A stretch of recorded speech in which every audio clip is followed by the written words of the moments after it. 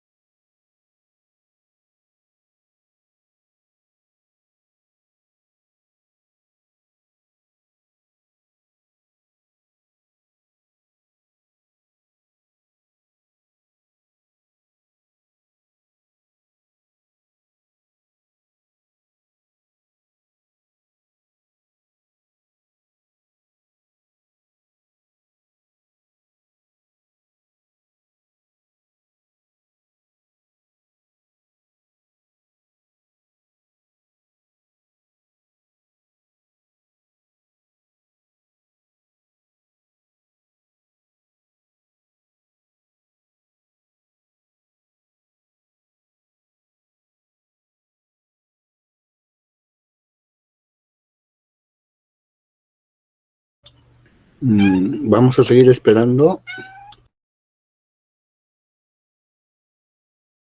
No, doctor. Empezaremos. Bueno, chicos, buenas noches. Doctor, buenas noches. Es un gusto poder reunirnos esta noche para poder hablar de un tema muy interesante, el cual es la medición de la presión arterial, estándares para una evaluación precisa. Nuestro invitado es el doctor Carlos Pascual Mamanitable, cuya formación académica se dio en la Universidad Nacional de San Agustín de Arequipa. Realizó su internado médico.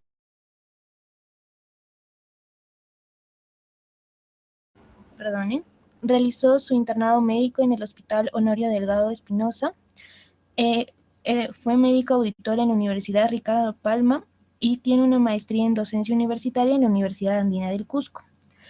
En su experiencia profesional, él fue médico asistente en salud, Espinar, Sicuani y Urcos.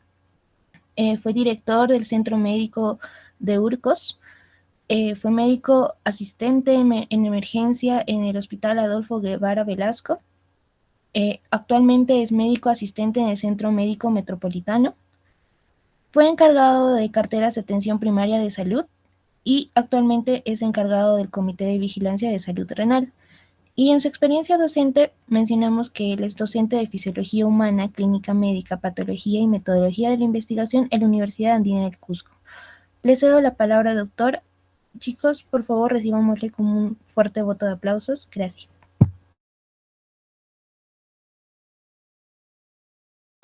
Muchas gracias, jóvenes.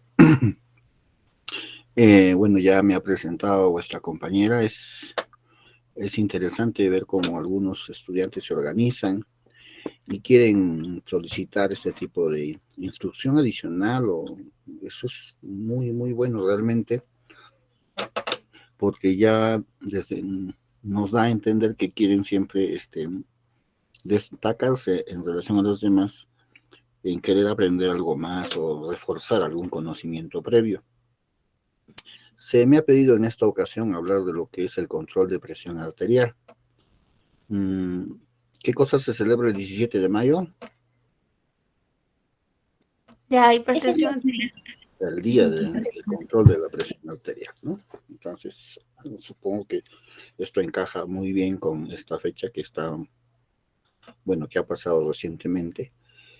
Y que, bueno, voy a presentar entonces, doctores, el material que después se lo voy a pasar a vuestra compañera para que esté disponible para los que quieran repasar, ¿ya?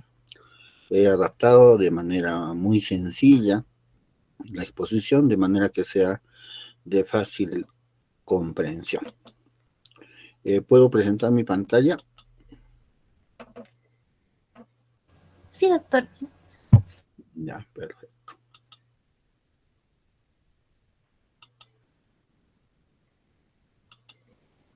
Ustedes me indican si se ve normal.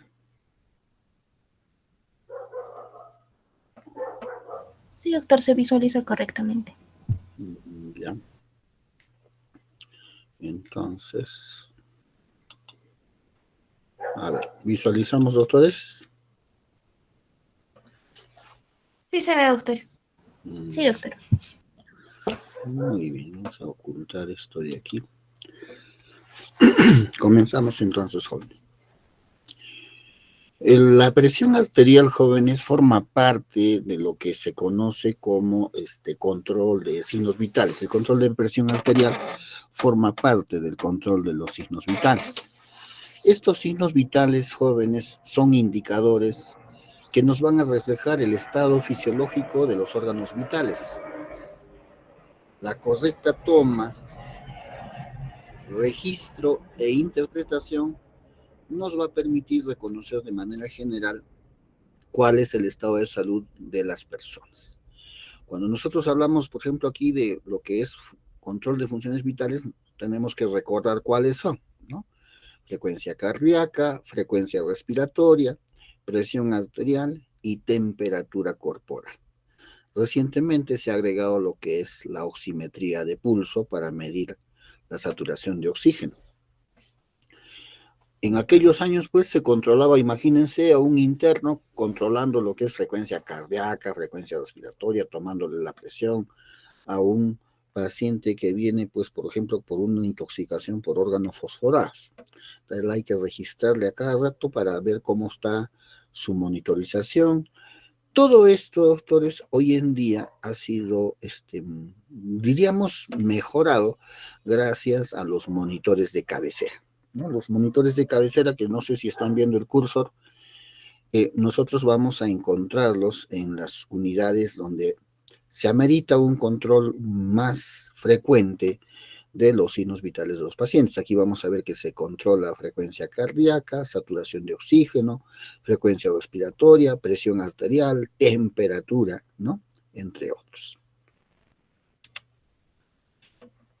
¿Qué es la presión arterial?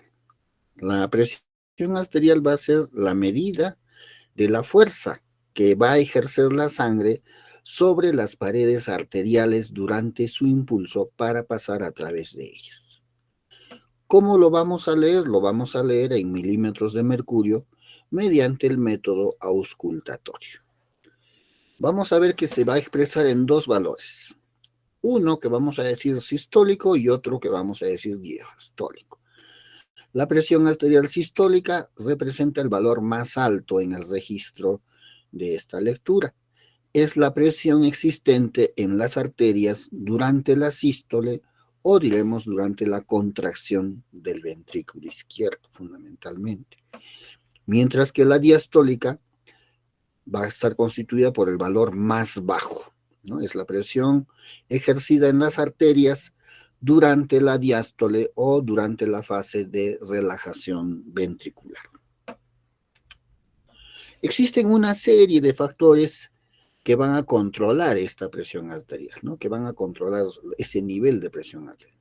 Vamos a tener desde factores genéticos, ¿no? Como el sexo, presión asociada a polimorfismo de un solo nucleótido, entre varias otras cosas, ¿no? Factores conductuales, factores ambientales, factores socioeconómicos.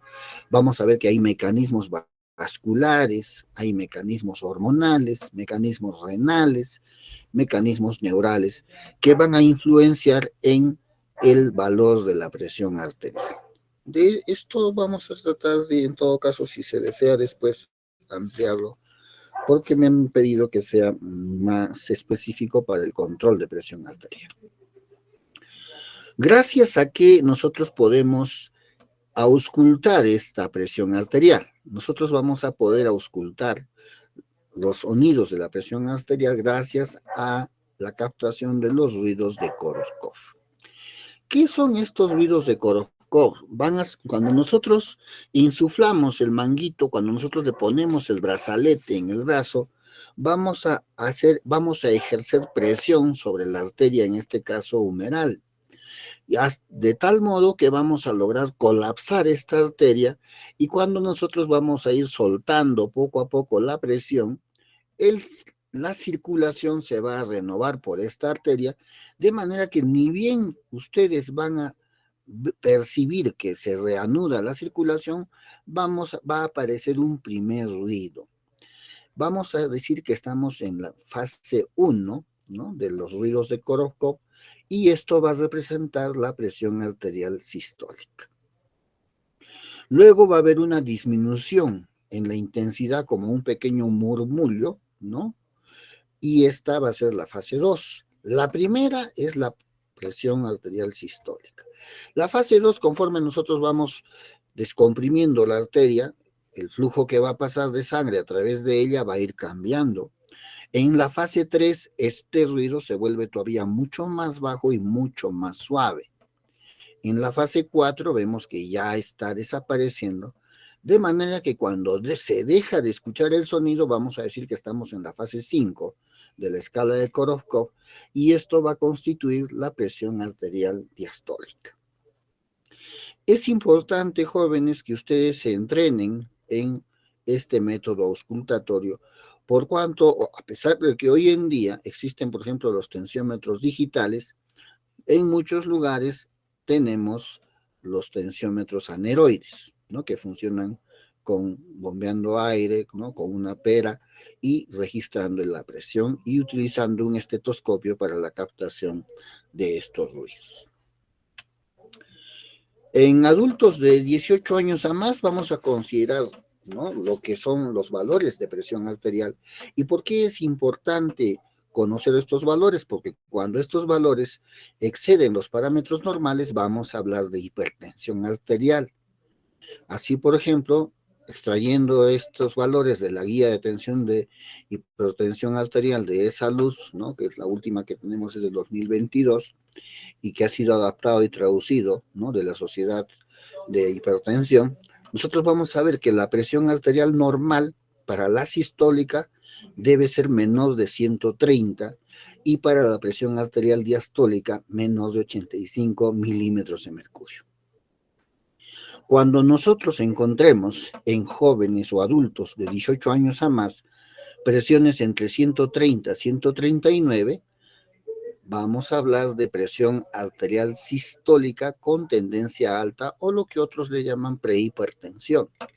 Mientras que para la presión diastólica, cuando el valor está entre 85 y 89, le llamaremos prehipertensión diastólica, ¿no?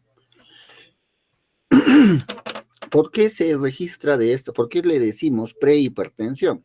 Supónganse que es un joven de 21 años. Y este joven de 21 años estamos encontrando en una presión de 135. Recuerden que conforme pasan los años jóvenes, se va formando la placa ateromatosa en los vasos coronarios, de acuerdo al tipo de dieta que tienen. Si a los 20 años ya tiene estas presiones, pues nos resulta muy difícil pensar que a los 40, pues sus valores van a ser mayores, ¿no? Un rato, jóvenes, me disculpan. Me disculpan. Un minuto, doctor, ¿sí?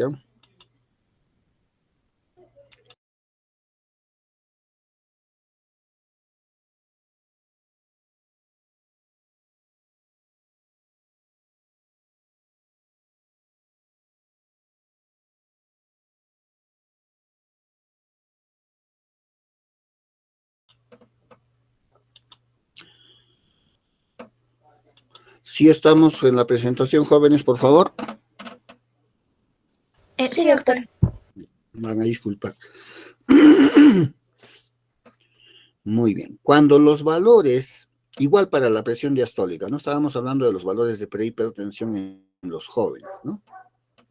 Si nosotros encontramos en un joven de 21, 22 años o un paciente de 30 años una presión diastólica de 87, conforme avance en edad, lógicamente que este paciente va a sobrepasar los 89 y por eso es que se le llama prehipertensión, porque en estos pacientes, si son jóvenes, nosotros ya debemos darles educación, ¿no? Decirles que bajen la sal, que no tomen café, que hagan ejercicios, ¿no?, que coman sano, etcétera, que no fumen, ¿no?, entre varias otras cosas. Si el valor que vamos a encontrar está entre 140 y 159, ya le llamamos a esto hipertensión de grado 1. Y si es que la presión arterial diastólica está entre 90 o 99, igual. Puede ser que encontremos las dos combinaciones, ¿no? Entonces, igual va a ser hipertensión arterial de grado 1. Cuando hablamos de hipertensión de grado 2, cuando es mayor o igual que 160 la sistólica o mayor o igual que 100 la diastólica. Esto es importante, jóvenes, porque a veces la presión sistólica la podemos encontrar en 140, que sería casi el tope de una presión normal, pero si es una persona de 50, 60 años, podríamos asumir que es un valor propio de su edad, pero la presión diastólica está en 105. Entonces, esto es una hipertensión de grado 2, ¿ya? No es necesario que los dos componentes estén presentes, basta que uno, por eso dice I, O, ¿no? Si tiene uno de ellos y está dentro de estos parámetros, asumiremos que es de grado 1 o grado 2. Entonces, lo normal es que sea menos de 120-80. Hablaremos de que está elevada entre, miren, 120 a 120. Estas son clasificaciones que hay, ¿no? Estadio 1 incluso ya le dicen de 130 a 139, ¿no? O de 80 a 89 la diastólica. En el estadio 2 ya le ponen a más de 140, ¿no? De acuerdo a los últimos parámetros que se... Y cuando esta está ya más de 180 para la sistólica, hablamos de crisis hipertensiva. O cuando la diastólica está por encima de 120, igual, estamos hablando de crisis hipertensiva. Esto es una emergencia. Hay que bajar rápido esta presión porque puede haber compromiso de órganos blancos. Nosotros en el E-Salud manejamos esta clasificación, ¿ya? Entonces, ¿qué equipo necesitamos para tomar la presión arterial? Necesitamos un esfigmomanómetro, ¿no? O diremos tensiómetro, ¿no? Un estetoscopio, ¿no? Fíjense la variedad de esfigmomanómetros que existen, ¿no? Nosotros teníamos anteriormente estos que eran de mercurio. Entonces, estos eran eternos, pues no necesitaban calibrarse ni nada, ¿no? La OMS los ha hecho retirar todos, ya que consideran que el mercurio es muy tóxico y que en algunos lugares cuando se rompía el tubo lo que lo contenía, los niños a veces se ponían a jugar con el mercurio, intoxicados. Entonces se ha decidido retirarlos, ¿no? En algún lugar pueden encontrar uno como una cosa así del pasado. Aquí tenemos el esfigmomanómetro aneroide, ¿no? Que tiene el lector un reloj, ¿no? Y estos son los digitales, ¿no? En estos son automáticos y de preferencia deben ser los de brazo, ¿no? Los estetoscopios igual han sufrido una revolución, ¿no? Tenemos un estetoscopio de doble campana, ¿no? Y aquí tenemos un estetoscopio que tiene micrófono. Este estetoscopio permite ampliar los sonidos y de esa manera el que está explorando le es más fácil auscultar, ¿no? Hay que tener una hoja de registro para anotar nuestra presión, un bolígrafo, alcohol para limpieza, ¿no? Siempre un equipo que esté limpio va a asegurar menos conducción, menos transporte de agentes infecciosos. Torundas de algodón para limpiarnos nosotros mismos, una bolsa de desechos, ¿no? Aquí lo que ustedes están viendo es un tensiómetro digital de muñeca. Estos no deben usarse con fines clínicos para el registro de presión arterial, ¿ya? Su medida es muy variable. Ustedes le toman al mismo sujeto después de 2 minutos y aquí dice 120/80, le van a encontrar 105/70, le vuelven a tomar, van a encontrar 128 sobre 75, o sea, tiene demasiada variación, no se recomienda el uso clínico de este tipo de tensiómetros. Muy bien, ¿cuál es la técnica entonces? Ya tenemos nuestros materiales, ¿no? ¿Cuál es la técnica para tomar la presión arterial? Primero, debemos decirle al sujeto que descanse, que se sienta, que se ponga cómodo, ya sea que esté acostado, si es que es nuestro paciente que está en el hospital o nosotros estamos atendiéndolo en una cama, o sentado, si es que estamos en el consultorio o en algún lugar donde estamos haciendo este tipo de registros, ¿no? Cuando el paciente o el sujeto está tranquilo, la lectura de la presión arterial es más precisa. La presión arterial se ve afectada por las emociones, por el ejercicio, por el dolor, incluso por la postura del sujeto, ¿ya? En segundo lugar, vamos a colocar el tensiómetro en el sitio más cercano que pueda estar hacia el brazo del paciente. El aparato debe colocarse de manera que la escala donde vamos a hacer la lectura sea visible por el personal, si es de enfermería, personal de salud que esté registrando la presión arterial. Es importante tener una visión apropiada para el registro de los valores de presión arterial. Yo tengo que tener la visión totalmente despejada para hacer una buena lectura, ¿no? En tercer lugar, con el tensiómetro y estetoscopio limpio para evitar el riesgo de infecciones, vamos a colocar el brazalete alrededor del brazo, más o menos con un borde al pliegue del codo, más o menos con una distancia de 2.5 centímetros de la articulación de la flexura del codo. Esto es importante, de manera que nuestro sujeto de estudio, nuestro paciente, pueda flexionar cómodamente el brazo, ¿ya? O sea, el miembro superior lo puede flexionar sin que el brazalete de nuestro equipo interfiera en su movimiento. Y aquí, entre el pliegue del codo y el borde inferior del manguito, debe haber por lo menos 2.5 centímetros. La altura, más o menos a la altura del corazón, evitando hacer presión excesiva, ¿no?, con el brazo. Ajustamos nuestro brazalete de manera que no quede ni demasiado ajustado ni muy flojo. Tiene que quedar en el lugar, ¿no?, de manera precisa. Luego, con las puntas de los dedos, nosotros, puede ser el índice y medio, vamos a localizar la pulsación más fuerte en la cara interna del brazo y allí vamos a colocar el estetoscopio, procurando que no quede debajo del brazalete, ¿no?, pero sí debe tocar la piel, ¿no?, sin necesidad de hacer exceso de presión.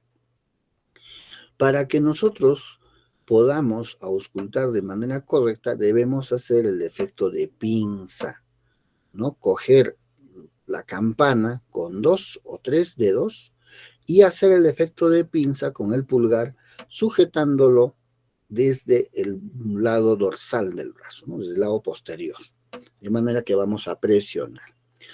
Y por otro lado vamos a sostener la perilla de caucho con la mano contraria y vamos a cerrar la válvula del tornillo.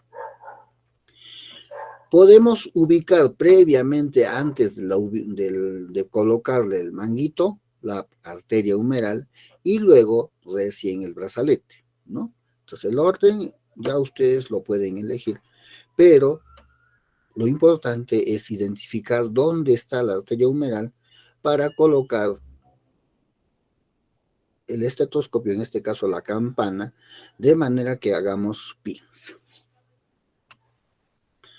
Luego mantenemos el estetoscopio sobre la arteria, o sea, la campana del estetoscopio sobre la arteria, y vamos a hacer la acción de bombeo de la perilla, ¿no? Vamos a insuflar rápidamente, fíjense, aquí estaba en 0, ¿no?, lo ha insuflado.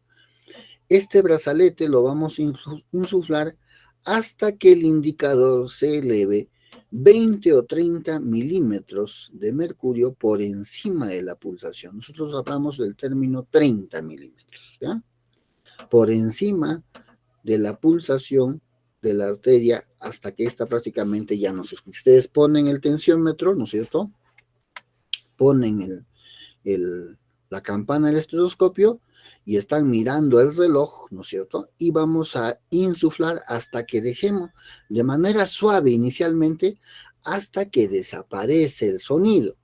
Una vez que ha desaparecido el sonido, yo voy a aumentar 30 milímetros más y desde ahí voy a empezar a hacer descender, voy a empezar a soltar el aire, soltando lógicamente la llave que está en esta posición anterior a la piel.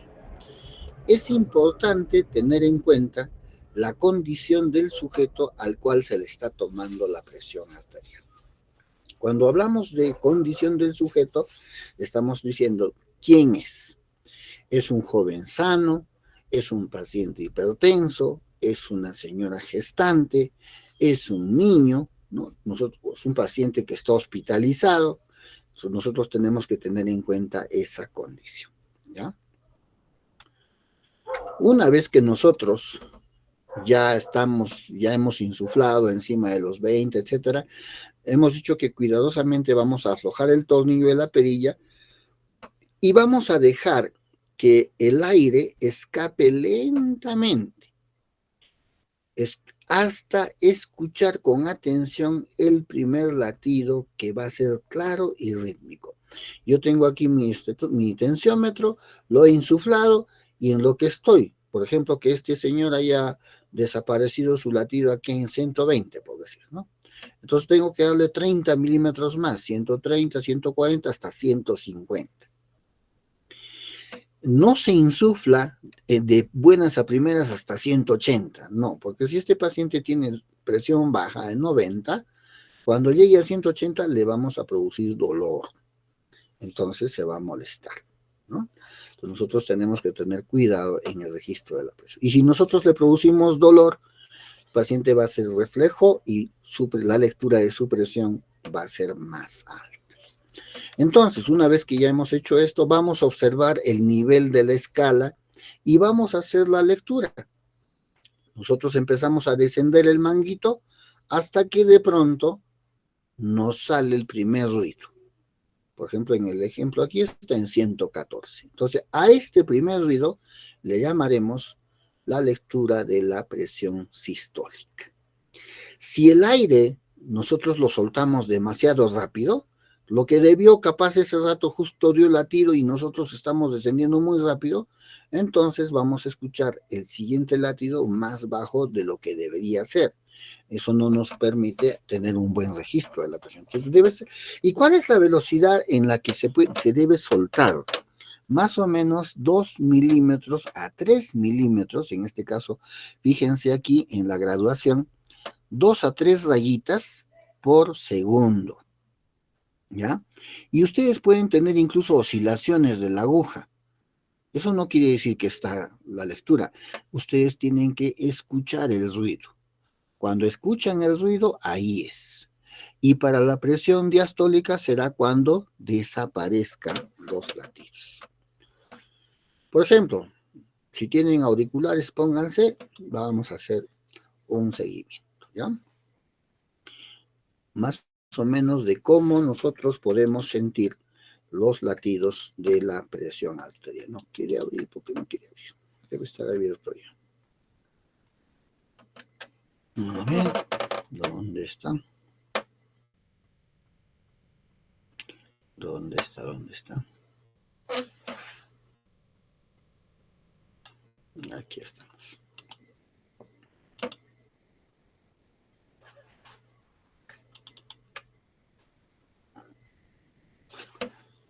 Entonces, fíjense, jóvenes.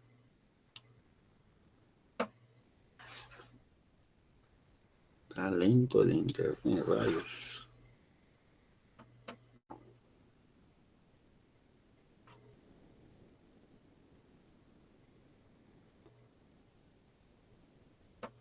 Propaganda.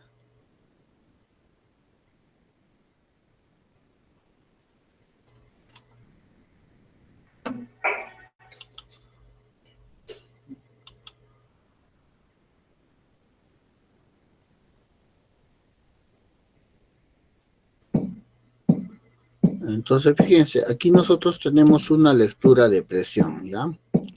Entonces, vamos a retroceder. Y ya. Estamos descendiendo, fíjense.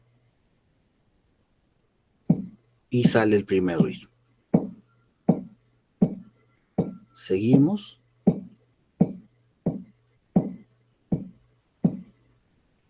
Y desaparece. Entonces nosotros tenemos allí la lectura de la presión arterial. Presión arterial sistólica. Vamos a ver un segundo ejercicio. Here's the first one. Aquí estamos viendo igual.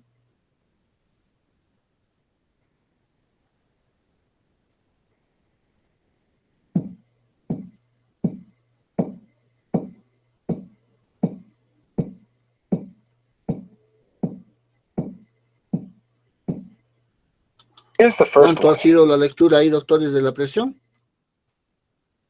A ver. De nuevo se los paso.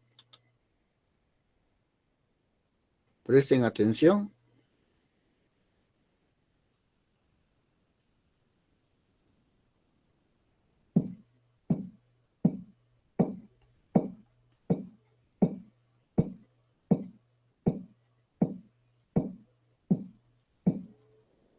Here's the A first ver, one.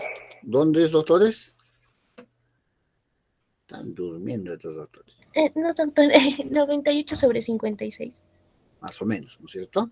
Entonces, de eso se trata, de que ustedes aprendan. Fíjense la velocidad con la que desciende, ¿no? Vamos a poner un último ejercicio. Es lento, no es rapidísimo, es lento. A ver aquí, doctores.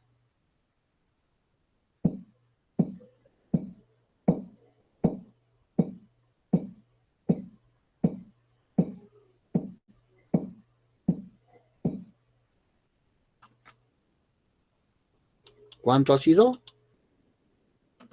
152 sobre 110 miligramos de mercurio.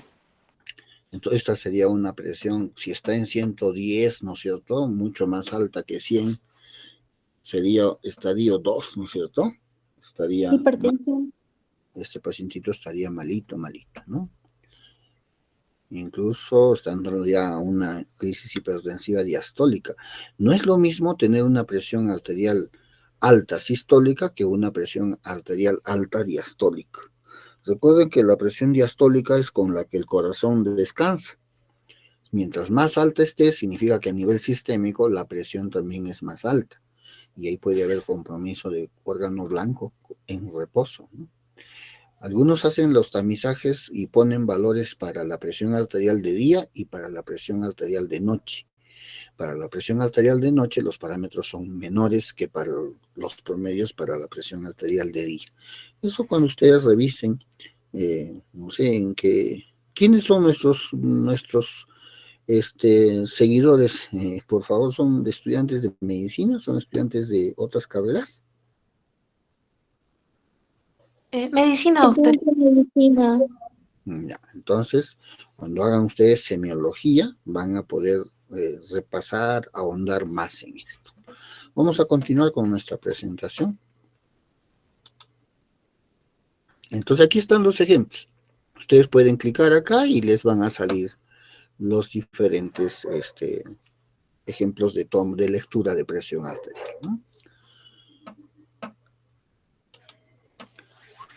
Entonces, estábamos diciendo que nosotros vamos soltando el aire, ¿no es cierto? Para que el aire salga, escapando lentamente y mantenemos la vista fija en la columna de mercurio o en el reloj, ¿no? En el relojito que estamos nosotros usando en el tensiómetro aneroide para auscultar. Cuando escuchamos el sonido, que el sonido agudo cambia por un golpe fuerte y amortiguado, este último sonido claro, hasta que desaparece por completo, va a ser la presión diastólica. Una vez que hemos registrado el último sonido, que es la fase 5 de la escala de Korokov, abrimos completamente la válvula, dejando escapar todo el aire del brazalete y retirarlo. Un detalle muy importante, doctores: si no logran auscultar de manera correcta los valores de presión arterial, no se invente. A veces el estudiante, por temor, de miedo, vergüenza, etcétera, está que escucha y no escucha pues nada, ¿no? Y le pregunta, ¿cuánto es la presión? Está mirando y dice, 120/70. Lo primero que se le ocurre, ¿no? Entre comillas, pareciera una cosa inofensiva. Pero si ese paciente es hipertenso y usted, ¿por qué no le encuentra la presión? Porque cuando usted ha llegado hasta 140 y no ha escuchado nada, es porque la presión estaba mucho más arriba. Pues yo, 210 sobre 130. Y llegando pues a 140 ha bajado rápido y no ha escuchado nada, ¿no? Entonces nunca hay que inventarse, doctores. En salud no nos inventamos ningún dato. Si no está, pues no está. Si no lo hemos hecho, no lo hemos hecho. Tener el valor, la hidalguía de decir, doctor, no lo hice, doctor, no escucho nada. Ustedes todavía están en fase de aprendizaje. ¿Qué sucede? Que a veces el asistente se confía. El estudiante es de medicina, sí sabe, sí dice 120, 70, 120. Y doctor, me duele la cabeza. Sí, pues mites el estrés, la tensión, ¿no? Y se va.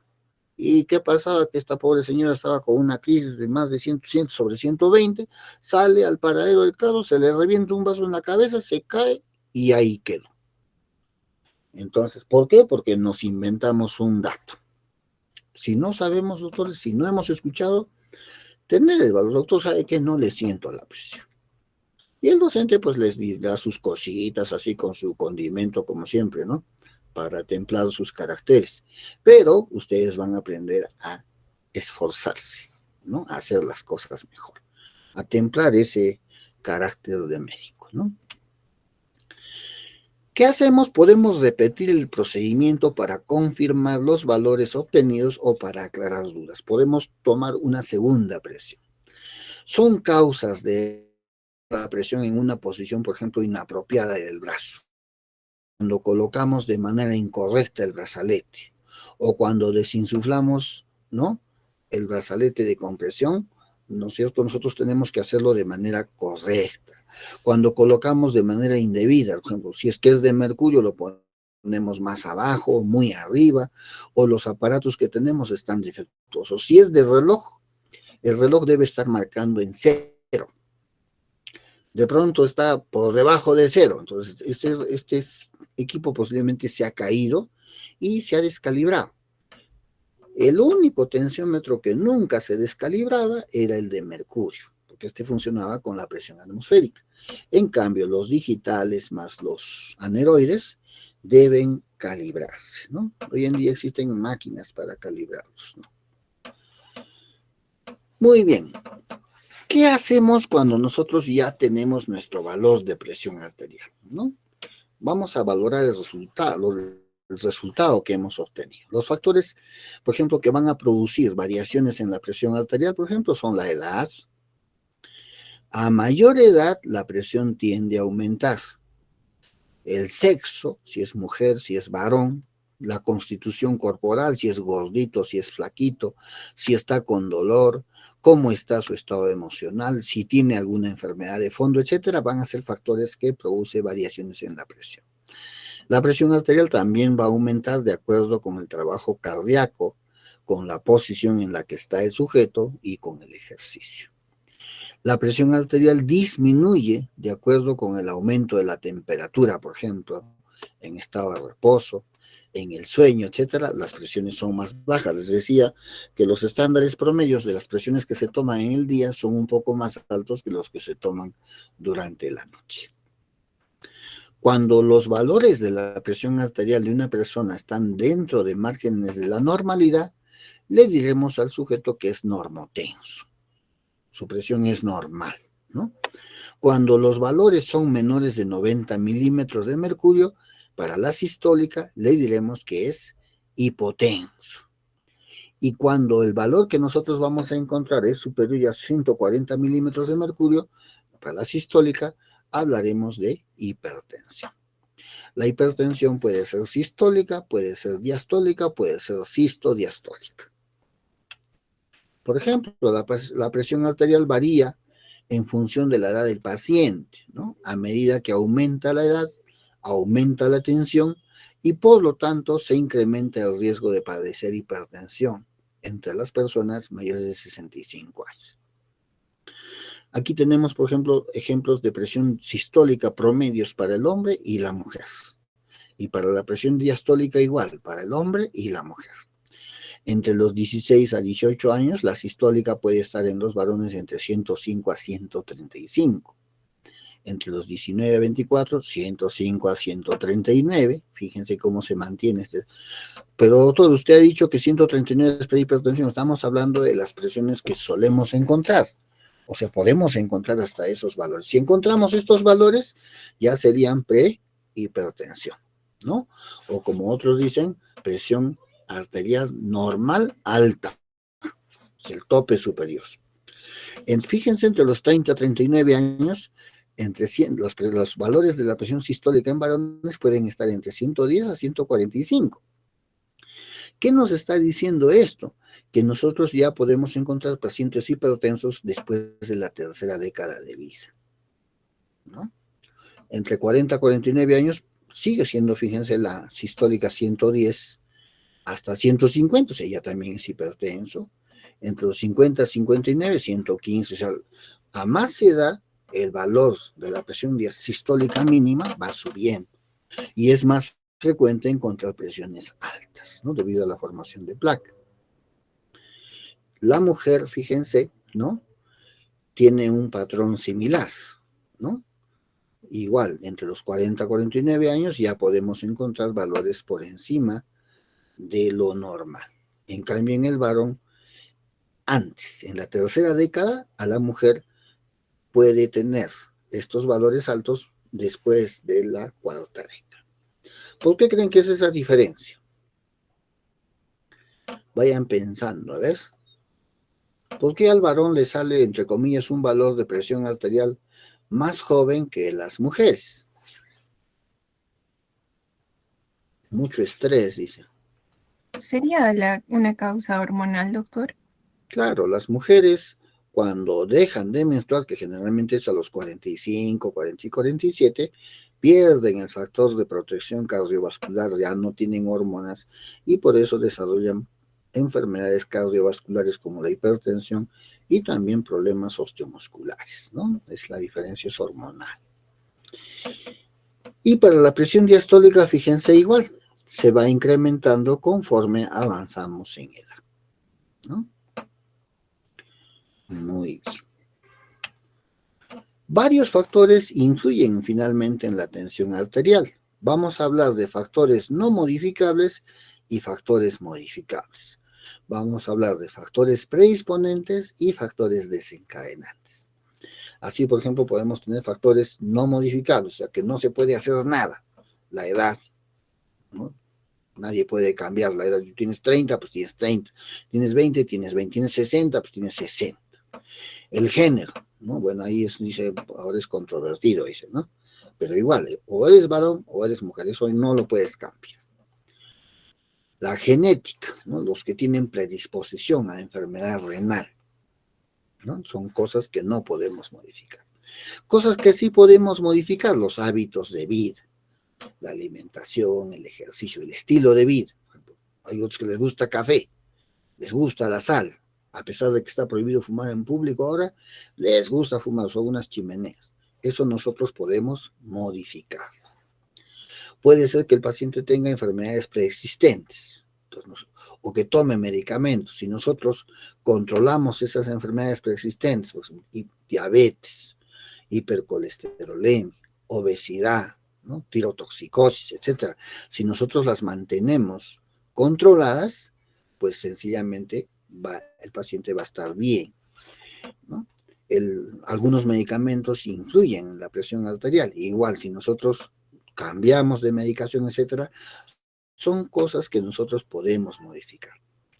El estrés, la actividad física reciente, el dolor, la fiebre, pueden hacer incrementar la presión arterial, ¿no? Existen factores predisponentes. ¿Cuáles serían, no? Uno, si el papá es hipertenso, la mamá es hipertensa, el abuelo es hipertenso, entonces lo más probable es que la descendencia también sean hipertensos. A eso le llamaremos factor predisponente. O sea, está predispuesto a hacer presión arterial alta.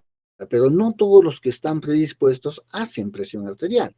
Necesitan un factor desencadenante. ¿Y cuál será este factor desencadenante? El factor desencadenante tiene más peso en los que ya están predispuestos. Si su papá, su mamá son hipertensos y a usted le gusta comer mucha grasa, está gordito, le gusta la sal, le gusta comer, le gusta fumar, le gusta tomar café, eso va a terminar desencadenando la presión. Sin embargo, a veces hay pacientes que sin tener factores predisponentes pueden desencadenar la enfermedad debido a sus hábitos de vida, a sus hábitos de alimentación, ¿no? Entonces, esto hay que entender, ¿no? ¿Qué cosas yo puedo modificar y qué cosas no puedo modificar? ¿Ya? Es fundamental entender, jóvenes, que una sola medición de presión alta no necesariamente nos está indicando hipertensión. ¿Por qué? Porque estamos diciendo que la actividad física, por ejemplo, puede hacer subir la presión arterial. Si el paciente está con dolor ese rato y le tomamos la presión, entonces puede tener una lectura alta. Si está con fiebre, igual. Si está estresado, está tenso, le han dado sus promedios y está con la soga en el cuello, está a las justas, ¿no? Entonces está hipertenso ese rato. Pero cuando está tranquilo, su presión es diferente, ¿ya? Para obtener un diagnóstico preciso, entonces, es necesario realizar varias mediciones en distintos momentos. Además, es normal que la tensión arterial fluctúe a lo largo del día debido a factores como el estrés o el ejercicio. Por eso les digo, no es lo mismo medir en el día que medir en la noche, ¿no? Fíjense, todos estos son las variantes de tensiómetros que existen, ¿no? Aquí tenemos un tensiómetro de mercurio, aquí tenemos un tensiómetro aneroide, ¿no? Con su brazalete, su pera y su reloj, ¿no? Aquí tenemos los mangos, ¿no? Los brazaletes. Los brazaletes deben ser apropiados de acuerdo al volumen del brazo. Así tenemos de diferentes medidas, ¿no? Largos, que le pueden dar la vuelta. Si ustedes están con un paciente obeso y el mango a las justas, el brazalete a las justas, está pegando y está que cuando insuflan se despega, pues no van a leer, no van a poder hacer una buena toma de presión arterial.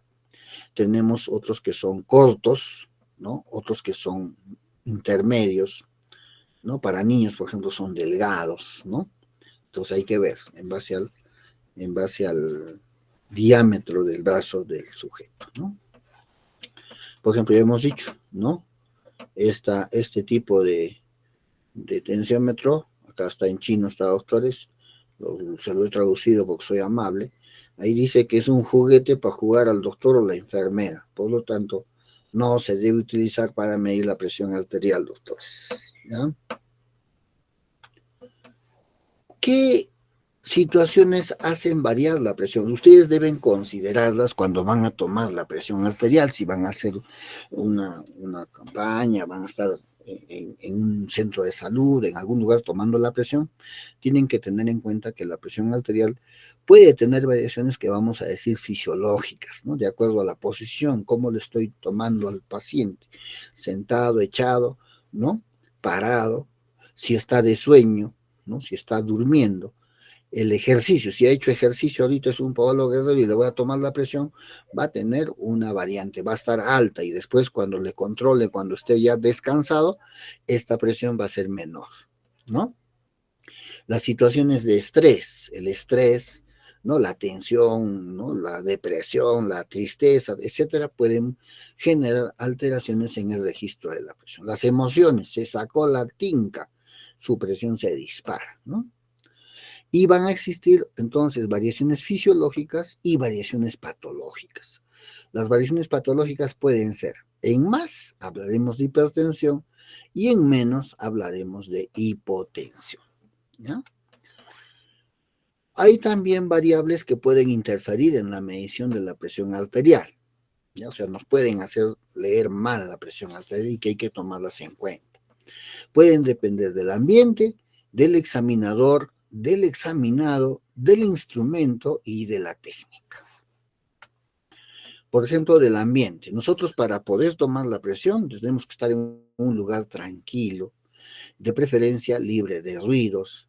El examinado debe estar sentado por lo menos unos 5 a 10 minutos, ahí haciendo su colita, sentadito, ¿no? Y la temperatura ambiental debe ser buena. Ni mucho frío, porque el paciente va a estar tiritando, ni mucho calor, porque también va a estar incómodo y con todo lo que eso trae consigo. Entonces, estas condiciones pueden hacer variar la presión arterial. Lo ideal es que nosotros tengamos este tipo de condición. Variables del examinador, por ejemplo. Que el examinador haya perdido la visión o que tenga pérdida de audición. Si el examinador no mira bien, no escucha bien, entonces, ¿cómo va a hacer una buena valoración de la presión arterial? ¿No es cierto? Hay jóvenes que están todo el día con el audífono ahí, ¿no? A todo volumen. Lógicamente que sus decibeles de captación van a cambiar. Variables del examinado, ¿no? O sea, del sujeto que estamos tomándole la presión. ¿Qué condiciones de él pueden hacer variar la lectura de su presión arterial? Factores que elevan la presión arterial, el ejercicio intenso. Él ha venido corriendo, aprovechando que están tomando y se hace tomar y la presión que le están tomando es inmediatamente después de actividad física, por lo tanto va a ser un poco más alta. Va a decir, pues yo tengo 130 sobre 80. No, yo siempre he tenido 110 sobre 60. Está tomándome mal. Entonces ustedes tienen que, no, señores, que usted está haciendo ejercicio, a ver, 5 minutitos descanse y le volvemos a tomar, ¿no? En reposo, ¿ya? El haber fumado o consumido alcohol hasta media hora antes puede hacer que nosotros hagamos una lectura incorrecta de presión arterial. Si el paciente está con dolor, una fractura, una herida, ¿no? El estrés hace también que el valor de la presión arterial cambie. El uso de medicamentos, inhaladores, beta bloqueadores para el asma, etcétera, antigripales, algunos antiinflamatorios, la dexametasona, por ejemplo, pueden provocar variaciones en la presión arterial. La dexa puede hacer subir la presión arterial, ¿no? En algunos sí, en algunos no, pero pueden tener este tipo de efectos, ¿ya? Variables del instrumento. O sea, nosotros podemos tener lecturas erróneas de la presión arterial ya también debido a algunas condiciones del instrumento. Por ejemplo, la perita y sus válvulas deben estar bien. El aparato debe insuflar fácilmente. Hay veces que nunca han cogido un tensiómetro y están que apretan y no sube porque está obstruida sus válvulas, ¿no? Están con pelusas y todo eso. Aparatos defectuosos lo hacen caer al suelo, ¿no? Si es que es el aneroide del reloj, y ustedes van a cogerlo y está con la pantalla rajada, ¿no? Entonces, de hecho que eso no es lo propio. Aparatos mal calibrados. Los aparatos, por ejemplo, todos los aparatos que se venden en el mercado deben tener esa marquita QC, ¿no? De calidad certificada. Entonces, todos los aparatos digitales, por ejemplo, tienen un código de verificación. Se supone que para ser vendidos han pasado por un riguroso control, ¿no? También deberemos evitar utilizar aparatos sucios, porque el paciente ve que le están poniendo todo un manguito todo sucio, negro, con grasa, y ya se siente incómodo, ya, ¿no? ¿Cómo me van a poner esta cochina? ¿No? Entonces ya se estresa ya por culpa del que no le hacemos el cuidado apropiado a nuestro tensiómetro. Que el tamaño del brazalete sea apropiado, ¿no? Que las agujas, si es que es un aneroide, funcionen normalmente, debe estar en 0, ¿no? Algunos van a encontrar que está en 20, ya no van a usar eso porque les va a dar una lectura mayor de 20. Otros están por debajo de 0, están totalmente abajo, entonces esa les va a dar una lectura mucho menor, ¿no? Es importante proteger el equipo de caídas.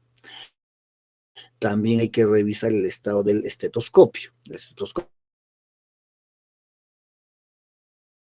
los tubos conectores de plástico deben estar en buenas condiciones, íntegros, ¿no?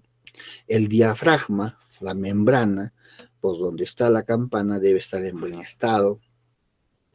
Que las olivas, ¿no? Las bolitas que tienen en la zona auricular, se aseguren firmemente en los oídos del examinador, ¿no?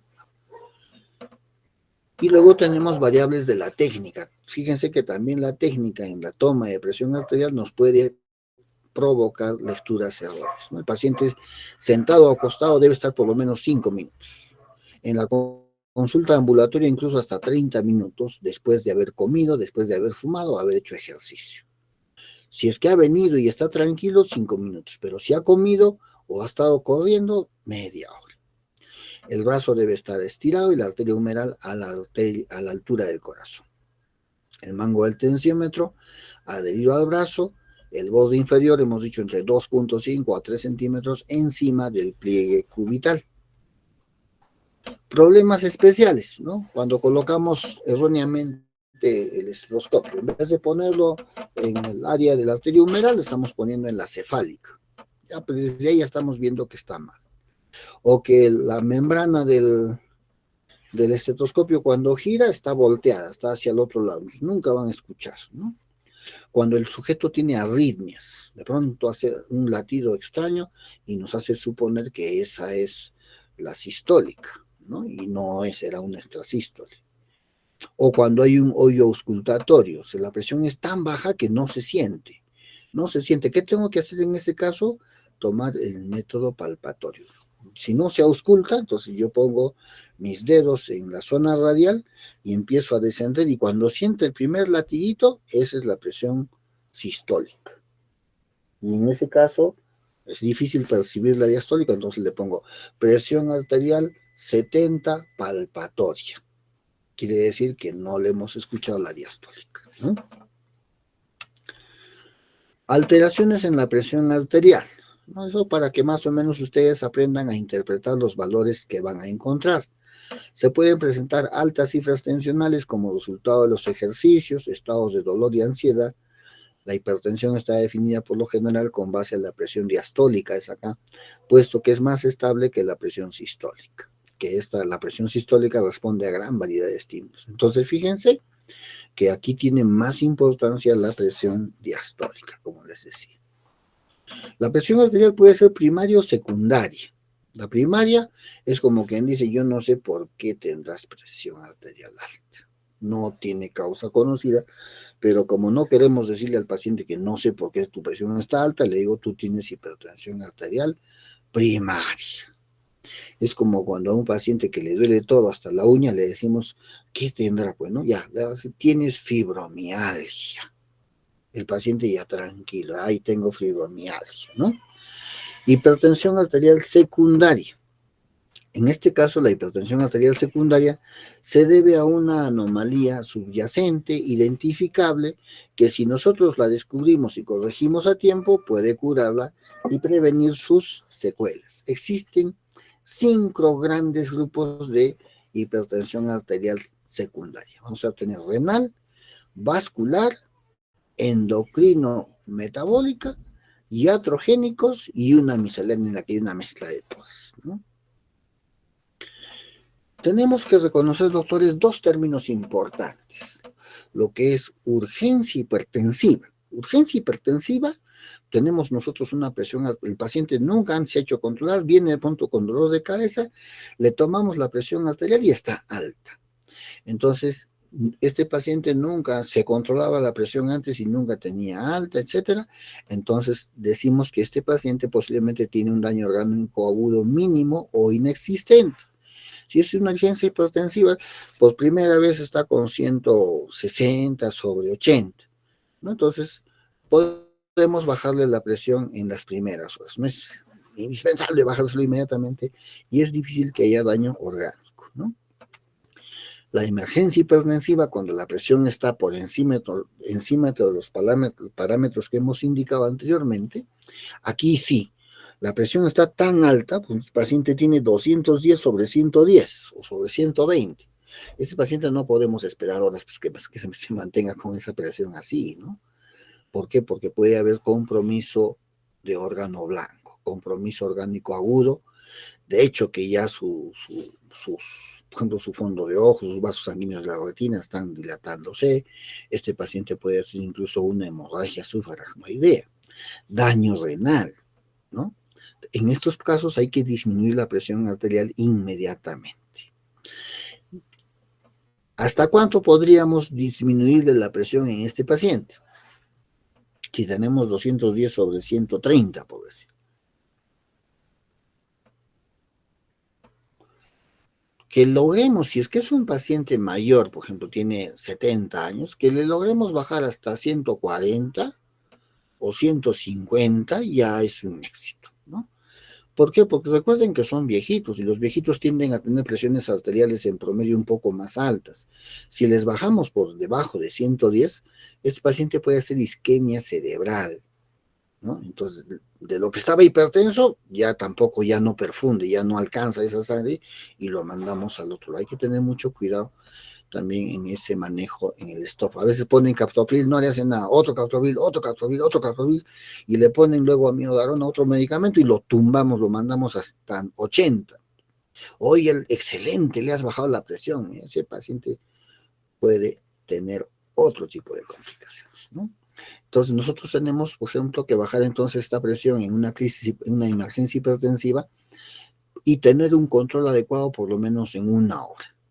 Y si no se puede, hay que hospitalizarlo en una unidad de cuidados intermedios porque puede tener daños en órganos blancos, riñones y sistema nervioso central. ¿Ya? El otro extremo de las condiciones es la hipotensión arterial. ¿no? Cifras sistólicas que pueden estar entre 90 y 110 en adultos mayores especialmente, se considera en ellos que va a haber una disminución del gasto cardíaco. Puede ser pacientes con hipovolemia, por ejemplo, ¿no? Anémicos, ¿no? Que están malnutridos, en algunas enfermedades neurológicas, ¿no? Algunos síntomas pueden ser debilidad, somnolencia, mareos, eso que se quieren desmayar. En neonatos, por ejemplo, se toma como referencia los valores de una tensión arterial media para el recién nacido pretérmino, 35-45 milímetros de mercurio, y para el recién nacido a término entre 40 a 45 milímetros de mercurio. Fíjense que la presión arterial va subiendo conforme avanzamos en edad. La frecuencia cardíaca, en cambio, tiene sentido inverso, desciende con la edad. Causas de hipotensión arterial, hipovolemia, ¿no? Situaciones en las cuales baja la volemia, por ejemplo, deshidratación severa puede producir hipotensión, ¿no? Sepsis, ¿no? Por el mismo cuadro tóxico, y por cardiopatías agudas graves. Existe lo que se llama hipotensión postural, pacientes que cuando están sentados y de pronto se paran sienten que se caen, ¿no? En este caso hay una disminución de la presión sistólica mayor a 15 milímetros con el cambio postural y caída de presión diastólica. Vamos a tener que el paciente tiene mareos, síncopes, y se diagnostica midiendo primero la presión sanguínea en decúbito supino y repitiendo la medición con el paciente de pie. Ustedes van a ver que a los pacientes a veces les controlan sentado, parado y echado, ¿no? El resultado normal es una ligera o ninguna disminución de la presión sistólica y un ligero incremento de la presión diastólica. Si yo le tomo en el brazo derecho y luego le tomo en el brazo izquierdo, ¿será igual la presión en ambos brazos? A veces no. Yo puedo encontrar una diferencia entre 5 milímetros de mercurio y 10 milímetros de mercurio entre una toma y otra en el mismo sujeto. Así, si un compañero le toma 110 sobre 60, el otro compañero le puede tomar 115, incluso sobre 70. Y no quiere decir que esté mal, es la variación que se acepta como dentro de un rango normal. Y finalmente, si a la misma persona le estoy tomando ya como 6 veces la presión, por el estímulo, por estrés, etcétera, su presión poco a poco va a ir subiendo. Entonces hay que tratar por eso de hacer el menos, hacerlo sentir lo menos incómodo al paciente para que puedas registrar un valor adecuado de presión arterial. Habíamos hablado, hay otra medida que es importante conocerla, jóvenes, que es la presión arterial media, solo para que la conozcan, ¿no? En realidad la presión arterial media es la más importante de todas las presiones y es la presión con la que se irriga, con la que se nutren los tejidos. La presión arterial media nos va a decir cuál es la presión de perfusión tisular con la que llega el oxígeno a los tejidos, y esta va a ser un resultado de una ecuación, presión sistólica menos presión diastólica dividido entre 3 más la presión diastólica, ¿no? Entonces, este es el valor de la presión arterial media y es importante que sea por encima de 65-70 milímetros de mercurio en un paciente adulto normal. ¿Y qué cosa es lo que nosotros logramos con esta presión? Que el riñón trabaje de manera correcta, ¿ya? Si esa presión arterial media baja por debajo de 70-65, ese riñón va a dejar de filtrar y va a tener daño renal. Entonces, la importancia de la presión arterial media, jóvenes, reside en la aplicación que tiene ese dato en la interpretación de un episodio de hipotensión arterial, ya que hay que recordar que el órgano blanco afectado de manera irreversible va a ser el riñón y que este va a depender de una presión arterial media o de pulso mínima de 65 milímetros de mercurio. El riesgo potencial que tiene un episodio de hipotensión sobre el riñón es una de las causas más frecuentes de necrosis tubular aguda e insuficiencia renal aguda de origen prerrenal, ¿ya? Entonces, si el paciente está chocado, ¿por qué creen que tenemos que sacar rápido a un paciente del shock? Porque queremos evitar daño renal. ¿Por qué queremos hidratar rápido a un niño? Porque queremos evitar daño renal. Porque cuando hay una hemorragia queremos que rápido recupere su presión arterial. Porque queremos evitar daño renal, ¿ya? Esa es la verdad de ese asunto. Muy bien, jóvenes. Hasta aquí he creído conveniente repasar estos últimos acápites porque va a permitir que ustedes interpreten o puedan decirle a su paciente qué puede hacer si es que tiene un valor de presión arterial alto, ¿no? Y recuerden que tiene que tener por lo menos de 3 medidas, en 2 la encontramos alta, entonces hablamos de hipertensión arterial. Presento ahí la Universidad Nacional de San Agustín, doctores, los pabellones donde yo aquellos años también sufrí, ¿no?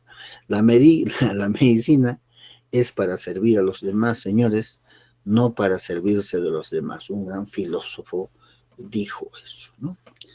Muy bien, doctores, ¿alguna pregunta, alguna duda respecto de lo que hemos tocado el día de hoy?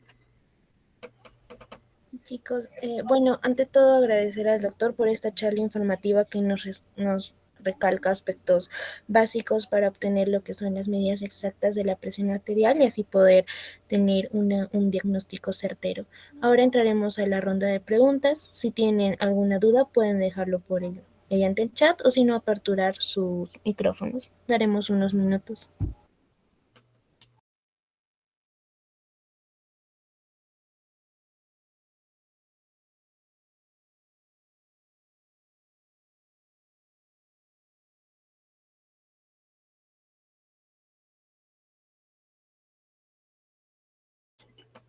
Sí, se les va a proporcionar el PDF, le voy a entregar a la señorita que ha coordinado. Doctor, buenas noches. Disculpe, ¿podría volver a repetir la técnica correcta para tomar la presión arterial, por favor? ¿Hasta cuánto debemos volver a insuflar después de escuchar el sonido, por favor? Sí, jóvenes. Cuando ustedes hagan sus rotaciones de biología o si ustedes quieren aprender a tomar la presión arterial, primero tienen que aprender a reconocer el latido, ¿no? La escala esta de Korokov. Reconocer el primer ruido, si es posible todas las fases hasta la 5ª fase, ¿ya? Van a colocar ustedes el manguito con el borde inferior, el brazalete, vamos a poner la presentación mejor, con el brazalete,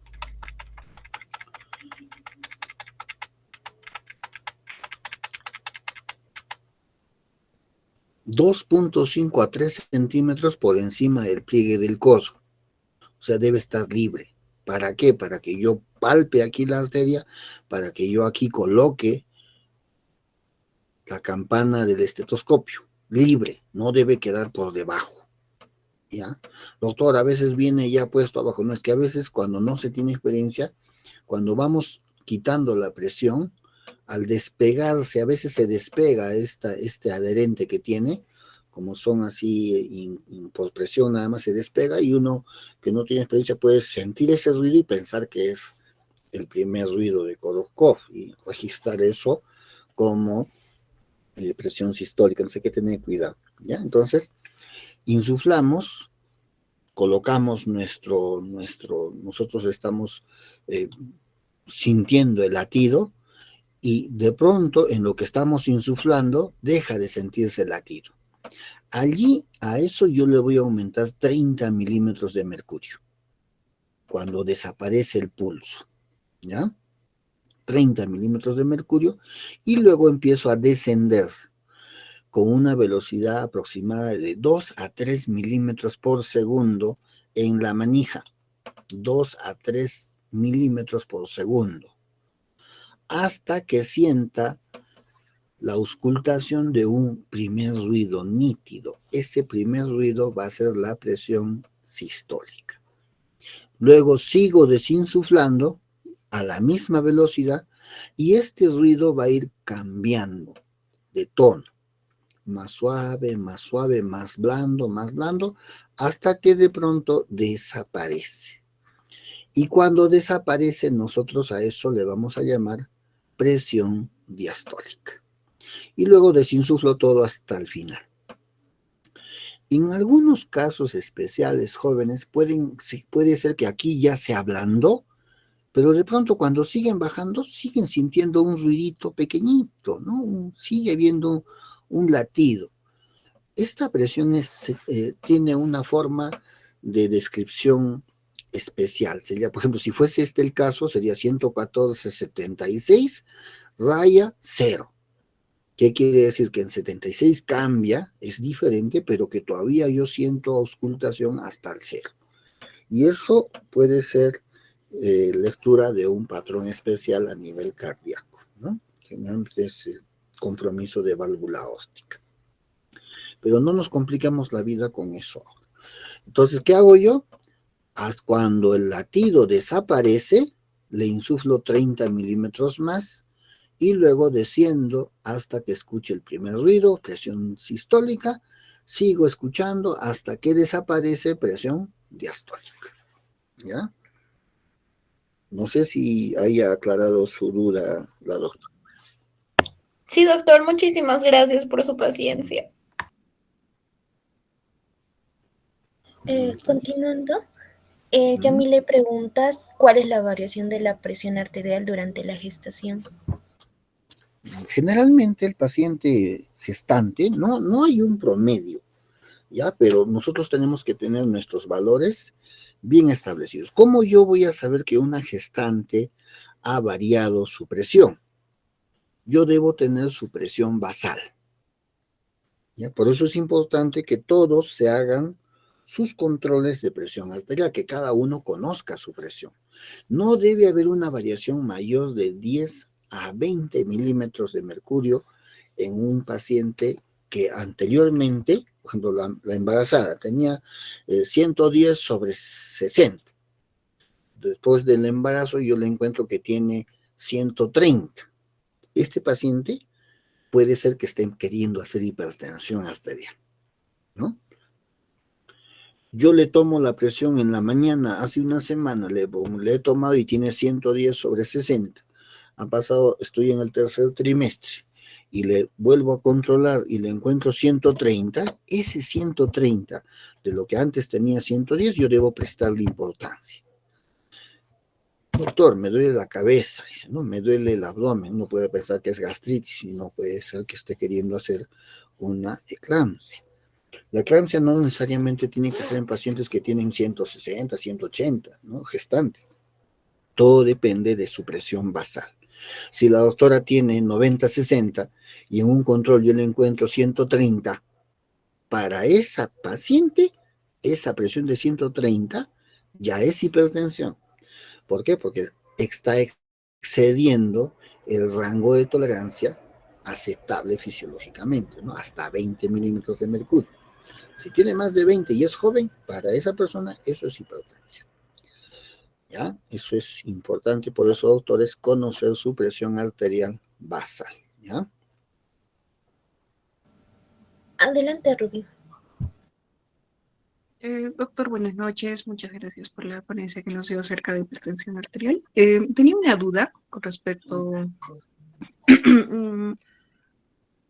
Dijo de que si le tomamos a un paciente una vez y su presión está sistólica es mayor a 120, probablemente tenga riesgo de hipertensión, pero no se puede determinar en una primera vez. Entonces, ¿a partir de cuántos días debe ser continuo este valor a mayor a 120 para que se le diagnostique Tienen al que paciente que considerar, tenga hipertensión?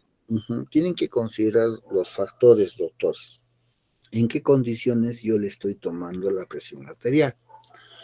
Entonces, si yo le encuentro a un paciente que los parámetros están por encima de lo normal, ¿no? Yo tengo un pacientito que tiene sus parámetros que están por encima de lo normal. Por ejemplo, tengo yo que es un joven de 18 años o un paciente de 25 años y que le estoy encontrando 140, por decir, ¿no? Ya sería hipertensión grado 1. Pero no, este sujeto ha estado fumando, ha estado tomando café y se ha venido a tomar la presión. Entonces, esto no puedo decirle yo que es hipertenso, ¿no? Yo tengo que decir, ¿sabe qué? Le hemos encontrado la presión alta, pero tenemos que hacerle el tamizaje, ¿no? Entonces, ¿qué quiere decir? Que lo vamos a citar. Generalmente son, ¿no? 3 presiones arteriales. Algunos dicen hasta 10 presiones diarias, ¿no? Pero seguro manejamos 3 presiones en fechas alternas. ¿no? Y esta vez las siguientes presiones que le vamos a tomar van a ser en condiciones de reposo, ¿no? De manera que no haya esos factores estimulantes que puedan estar haciendo variar su presión. Si de las 3 presiones yo le encuentro en 2 que está alta, entonces yo le pongo el nombre de hipertenso. De 3, 2 son altas, ese paciente es hipertenso. Entonces tengo que considerar qué tan severa es su presión, qué tan alta está su presión. Si tiene, por ejemplo, 143, ¿no?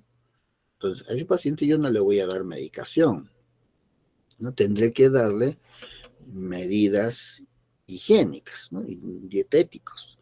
Poca sal, poco café, que coma sano, y le estoy controlando la presión mensualmente.